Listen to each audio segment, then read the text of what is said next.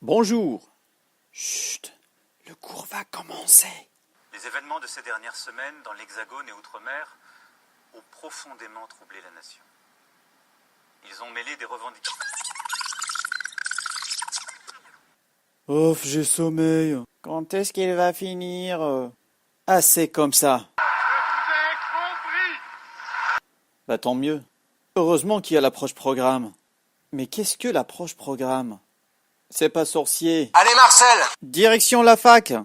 Alors, pour comprendre de quoi il s'agit vraiment, prenons l'exemple d'un groupe d'étudiants à l'université de Bordeaux qui ont participé dans un projet d'élaboration de ressources pédagogiques pour l'enseignement de la langue arabe.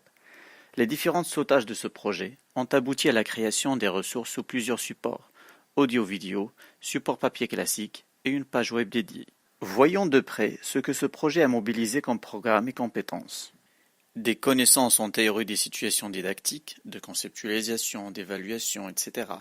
Puis des notions en ingénierie de formation pour définir le programme, les compétences visées, les séquences, connaissances dans le champ de la médiation, et une bonne maîtrise des différentes pédagogies, celle de l'intégration, de la pédagogie du jeu, du projet, etc. On trouve aussi la communication sous plusieurs formes, avec le réseau Canopé par exemple, avec l'Académie de Bordeaux, les profs à la fac, l'inspecteur et la conseillère pédagogique. Il y a la gestion du temps, du groupe, des moyens, l'avancement et la modification du projet, puis la mobilisation des compétences en TC, TICE, pour la création de la page web, la conceptualisation du manuel, le montage audio, la maîtrise de plusieurs logiciels, etc. Donc, de l'exemple précédent, l'approche programme se base sur 3 fondements: l'interdisciplinarité, l'efficacité et la collaboration.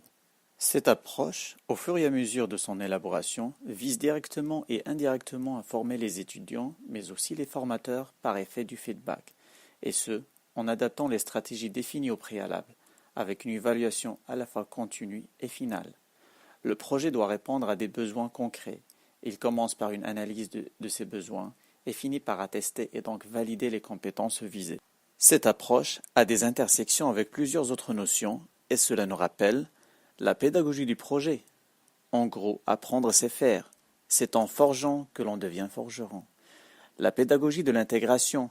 Pour accomplir une tâche, on intègre des connaissances, des compétences, des objectifs, des outils, etc., etc. Et même la théorie du Gestalt. Chaque partie prise individuellement influence toutes les autres, mais le tout reste plus important que la somme des parties. Le programme est un ensemble de cours, mais le programme a plus de sens. On distingue 4 étapes majeures dans la réalisation de cette approche. À partir d'un référentiel de compétences à mobiliser et à acquérir, s'ajoutent des connaissances et des attitudes nécessaires. Sources internes sont des attitudes et des conduites apprises et intégrées dans le but d'intégrer le tout dans un projet cohérent. L'évaluation permet de réajuster les compétences à mobiliser ou à acquérir par effet de feedback.